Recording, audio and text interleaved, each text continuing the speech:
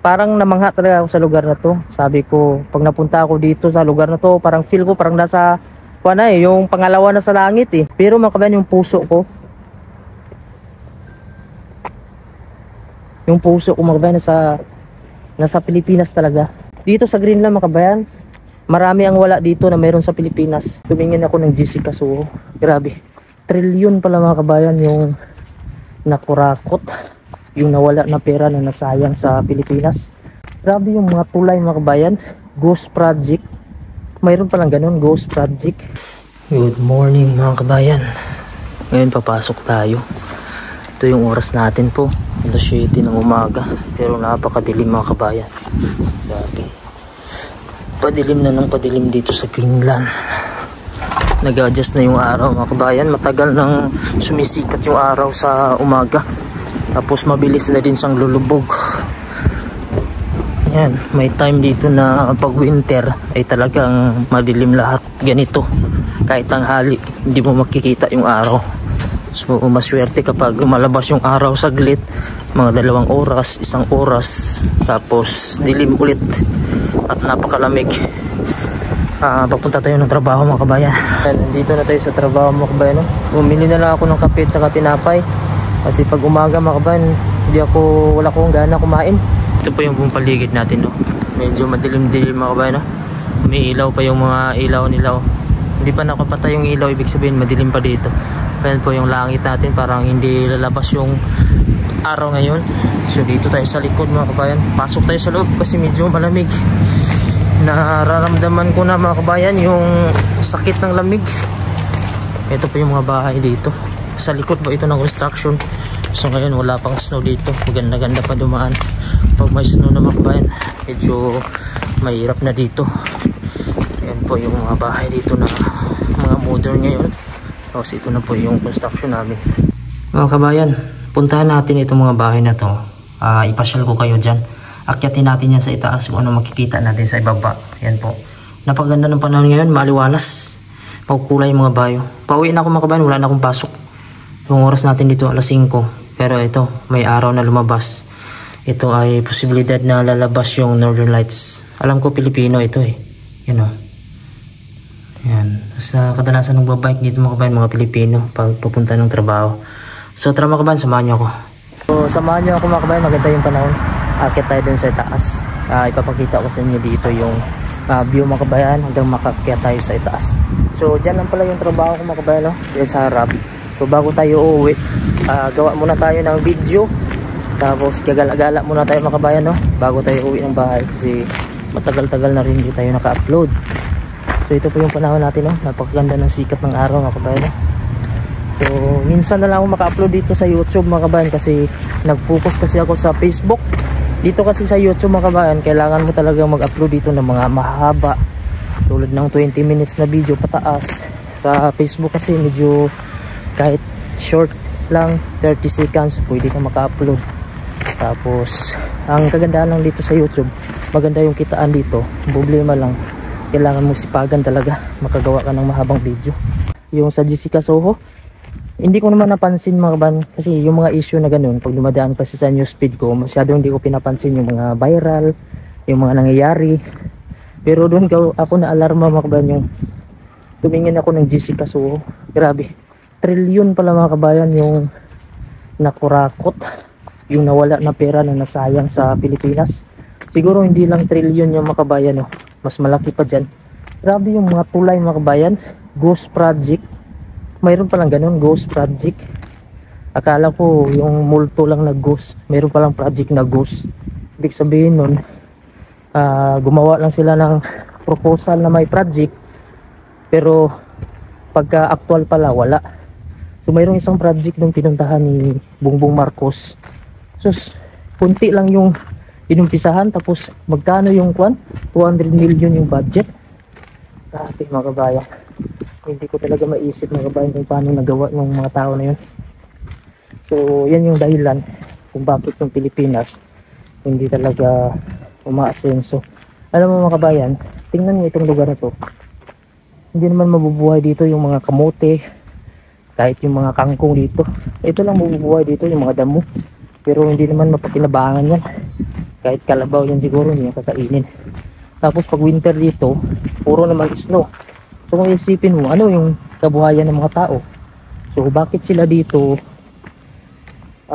hindi naman sa mayaman mga kabayan? Bakit nakakasurvive kami dito? Halimbawa, pag nagtrabaho ka dito, hindi naman madali dito mga kabayan. Kasi pag-iising dito yung problema ko talaga dito sa Greenland, yung pag-iising. Dito sa Greenland mga kabayan, isa sa nahirapan ko yung gigising ako ng umaga. Hindi tinatamad mga kabayan yung isip ko, gusto ko magtrabaho, pero yung katawan ko parang ayaw, parang ang bigat. Hindi kagaya sa Pilipinas mga kabayan, kapag ako'y nandun sa Pilipinas pag nagbakasyon, alas 4 mga kabayan, sobrang liksi ng katawan ko, gusto ko gumising ng umaga palagi.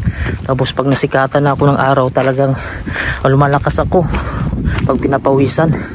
Hindi ako tamad mga kabayan na tao, pero dito tinatamad akong gumising. Pero pinipilit ko lang talaga mga kabayan na magtrabaho, kasi pag hindi, patay ka dito sa mga bayarin mga kabayan. Mahal dito yung mga rent ng bahay, tubig, internet. So yan yung isa sa rason kung bakit nandito tayo sa lugar na to. Kahit hindi naman natin ito talagang pinili na gusto natin dito, masaya tayo dito. Pinili ko lang ito mga kabayan para sa magandang kinabukasan. Kasi kung sa Pilipinas ako mga kabayan, hindi ako makapagpatayo ng bahay, hindi ako makaipon, makautang-utang pa ako doon. So nandito lang kami para sa trabaho. Kaya kung iisipin mo yung nangyayari ngayon mga kabayan na korupsyon, parang manggagalaiti ka na, parang maiyak ka kasi maawa ka dun sa mga tao na marami sa atin sa Pilipinas. Maraming sobrang mayaman, mas marami din ang sobrang hirap. Alam nyo dito sa Greenland mga kabayan, wala naman akong nalaman dito na sobrang yaman niya. May mga negosyo dito, may ari ng mga mall na yan, pero hindi ko lang man napansin na sobrang yaman nila. Hindi mo makita na may mga gamit sila na yung mga Ferrari, mga Lamborghini. Makikita na natin yung Nook City. Ayan po yung Nook City, yan. Yung may mga building na yan. Ayan po. So napakanda dito sa itaas mga kabayan, napakaliwalas. Ayan. So mayroon pa dun mga kabayan, medyo maganda din yung view dun sa itaas. Ayan.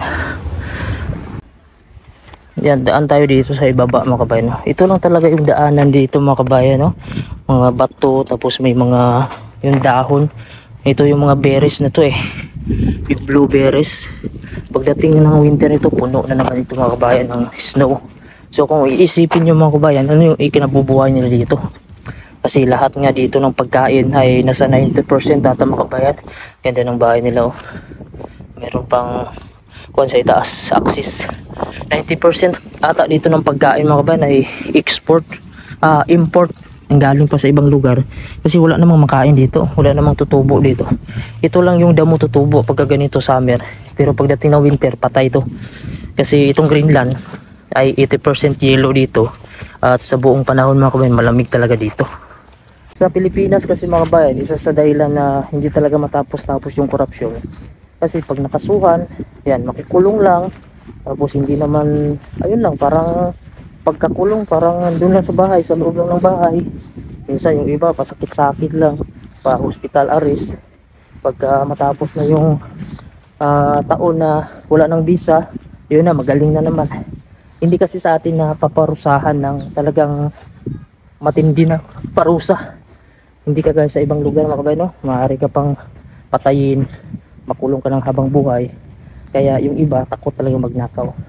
Sa Pilipinas mga kabayan, yung mga politiko doon, ang dali lang nila magnakaw. Hindi mo malaman na ninanakaw pala yung pera natin, kasi nga yung ibang tao takot din. So yung iba nakikisabay na lang para hindi madamay. So ngayon sana yung mga politiko na yan na naging parte ng investigasyon, sana hindi sila matakot, o yung mga witness hindi na mag-iba yung kanilang pananaw na ibunyag kung sino talaga yung may kasalanan dyan. Kasi hindi talaga matapos mga kabayan yung korupsyon sa Pilipinas hanggat walang napaparusahan. Mayroon namang mapaparusahan, kaso kadalasan sa atin tanggalin lang sa trabaho, pero wala na. Grabe, trilyon mga kabayan, ang laki ng pera nun. Yung pera ng taong bayan yan. Yung mga pinapadala ng OFW, isa sa malaking bagay yung mga OFW na kumikita yung Pilipinas. Dito mga kabayan, wala akong tinatakot, hindi ako natatakot dito. Yung diba, sa atin sasabihin na, "Uy, anak yan ng pulis, huwag mong galawin yan, anak yan senador, anak yan ng mayor." Parang dito hindi ko narinig, kasi hindi ko nga nakita dito yung prime minister mga kabayan Hindi ko nga nakita yung pamilya nila, baka dyan lang yan nakakasalubong ko. Dito halos pantay lang talaga yung tao dito. Pag hindi sila nagtrabaho, wala din silang ibabayad sa mga gastusin sa araw-araw. Kaya pare-pareha kami dito nagtatrabaho, pare-pareha kaming sumasahod. Kaya dito sa Greenland, mayroon namang corruption dito, pero pag nalaman, kagaya sa company namin, tinatanggal mga kabayan. Kaya dito sa Greenland, less corruption dito. Pag nalaman kasi, sinisibak agad para hindi na magpatuloy. Ayan, nandito na tayo sa itaas mga kabayan. Bali sa baba niyan mga kabayan, daanan din yan, mga sasakyan. Tapos ito yung view natin, no? Napakalinis. Wala talagang tumutubo mga kabayan, walang mabubuhay dito sa mga kuwan nila. Ito mga bato, wala mang lupa dito, walang kayamanan. Sa atin mga kabayan, mayroong kamuti, tapos gabi, mga niyog, ang dami pwede sa atin mabuhay mga kabayan, magtanim ka lang. Pero bakit ang hirap?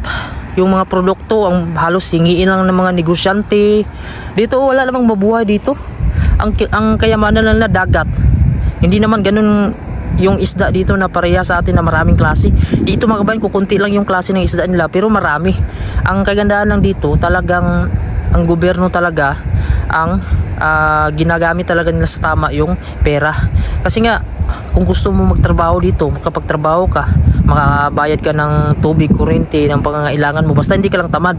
Kasi pag tamad ka dito, magugutom ka din dito mga kabayan, kawawa ka dito, maging pulubi ka dito. Kasi walang kwan dito, walang ang mga tao dito, hindi sarili nila yung mga bahay. Kadalasan dito nagre-rent lang, halos mga tao dito nagre-rent. Mahal po dito yung bahay, bihira lang yung makabili niyan. Yung mga malalaki yung sahod na tumagal na, naging matanda, nagkaroon ng mga malaking pensyon, ayun lang yung makabili niyan mga kabayan. Sa totoo lang nung bago pa man ako napunta dito sa Greenland, nung sa Saudi pa ako, talagang parang namangha talaga ako sa lugar na to. Sabi ko, pag napunta ako dito sa lugar na to, parang feel ko parang nasa yung pangalawa na sa langit yung kapiraso ng langit ang isip ko kasi nakita ko maganda yung mga bahay, malinis, tapos may snow. Kasi yung snow mga kabayan, talagang gustong gusto ko, hindi ko pa na-experience. Pero mga kabayan, nung dumating na ako dito, parang nag-iba na yung aking pananaw. Iba talaga mga kabayan, no? Pag nakita mo lang sa mga picture, mga video, akala mo pagdating mo doon, masaya talaga. Actually dito mga kabayan, pasalamatan ko yung Greenland dahil isa sa nagbigay sa akin talaga ng trabaho, nakapundar ako, masaya ako, nakasama ko yung pamilya ko dito. Pero mga kabayan, yung puso ko mga kabayan nasa Pilipinas talaga. Totoo yan mga kabayan. Kasi nung nagbakasyon ako sa Pilipinas mga kabayan, ramdam ko talaga na komportable ako yung gigising ako, tapos pag may ulam ako na gusto na bilhin, mabibili ko. May mga pananim kami mga kabayan ng mga gulay. Ayun yung gusto ko na pagkain, yung lifestyle na gano'n, yung gulay, yung mayroon namang karne, hindi masyado, isda, kumpleto sa atin, mga prutas, makakain mo lahat mga kabayan. Dito sa Greenland mga kabayan, marami ang wala dito na mayroon sa Pilipinas. Sa Pilipinas, ano lang naman ang wala na mayroon dito sa Greenland? Snow. Yung snow mga kabayan, sa una lang yung excitement, pero katagalan mga kabayan, parang ayaw mo na talaga sa snow. Gusto ko talaga mga kabayan, ganito lang summer. Kaya sa akin, pinipili ko pa rin yung Pilipinas kahit ganito na yung nangyayari. Pero sa ngayon, hindi pa ako uuwi. Kasi ang plano ko talaga, mag-for good sa Pilipinas. Meron akong pera na naipon, may negosyo ako, makakasurvive ako doon kahit hindi na ako magtrabaho. Yun lang ang gusto ko mga kabayan. Pero sa ngayon, hindi pa ako ready, maliliit pa yung mga anak ko. Mga kabayan, maraming mga berries dito. Pero hindi lang sa kalakihan gaya sa ibang lugar. Yung medyo tago, mas malaki doon mga kabayan. Dito kasi medyo maliliit pero marami.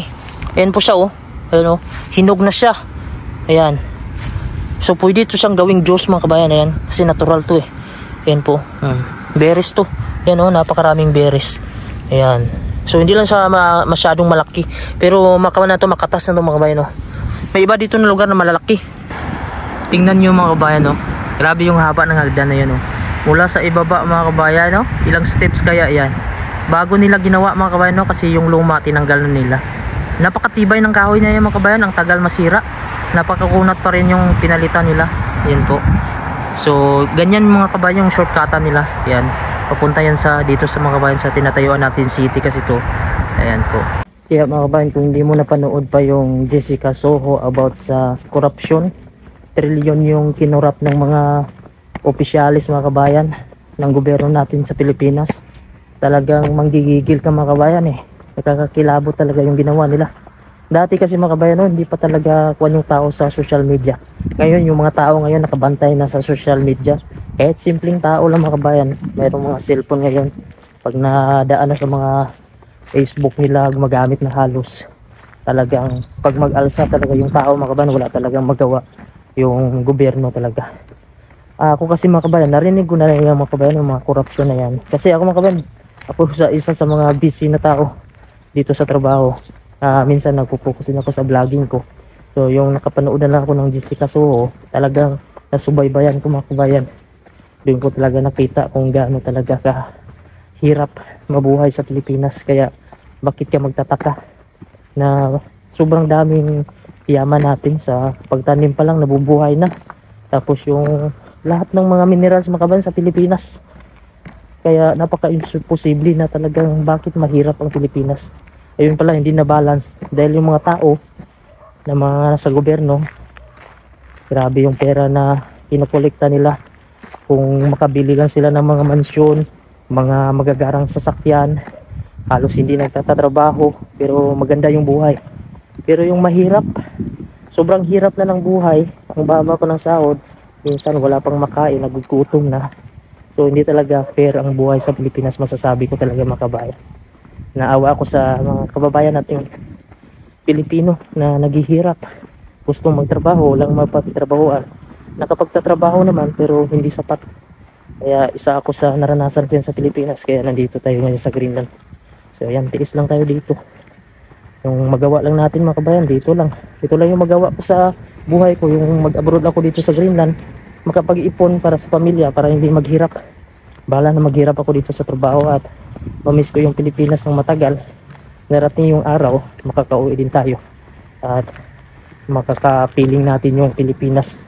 Yung gigising ka na lang na kakain ka, tulog, tapos makakapasyal ka. Yun lang yung pangarap ko pag tumanda ako mga kabayan. Ang hirap kasi sa ating mga kabayan sa Pilipinas, napakarami nating mga opisyal. Mula sa yung mayroon pang, di ba, mayroon pa tayong mga barangay tanod, kagawad, ano pa yung mga sekretary, kapitan, tapos ano ba, may mga iskit chairman pa, iskit kagawad, congressman. So parang hindi ko na ma-memorize mga kabayan yung mga official sa Pilipinas na sobrang dami. So kaya mabilis lang yung corruption sa atin dahil napakaraming official, marami ang namumuno.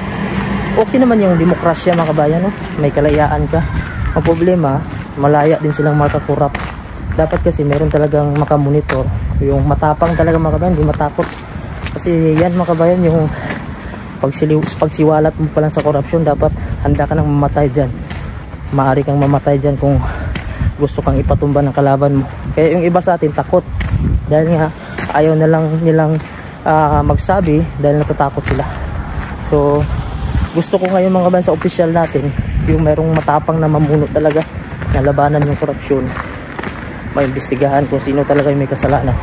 Sa akin okay na nga mga kabayan, yung hari na lang yung mamuno, isa lang yung mamuno, tapos meron lang sang i-assign na mga, kung gusto niya mga official sa bawat lugar. Kasi pag marami ding mamuno, marami ding korupsyon, so hindi na mamonitor. Gaya dito sa Greenland, Prime Minister dito mga kabayan, under siya ng Denmark. Maganda yung pamamalakad nila dito, pantay lang. Hanggang dito na lang po mga kabayan, ako uuwi na po. Maraming salamat po at ingat po kayo palagi, and God bless you all po.